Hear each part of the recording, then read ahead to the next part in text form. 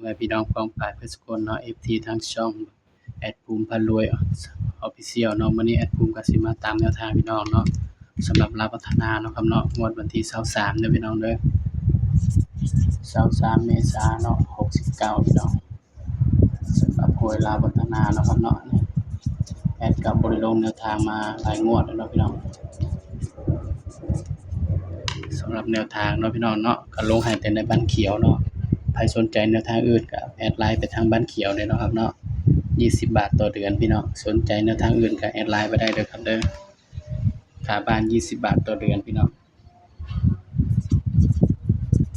สำหรับเด่นวันนี้เนาะ23 257เด่นเนาะพี่น้องเนาะสำหรับเด่น3ตัวมา1ตัวพี่น้อง890เนาะนี่สำหรับเด่น890พี่น้องบัดนี้ก็มาจับคู่แล้วกันเนาะ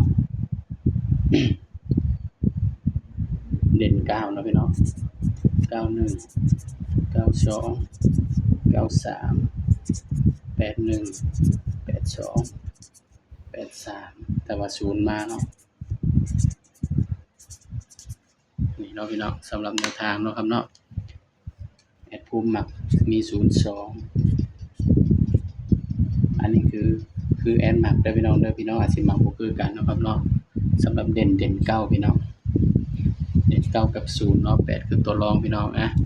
สำหรับคลิปนี้เนาะก็ฝากพี่น้องที่สำนี้เนาะอย่าลืมกดไลค์กดแชร์กดติดตามช่องแอดภูมิพารวย Official อีกเด้อพี่น้องเด้อสำหรับคลิปนี้ก็สวัสดีครับ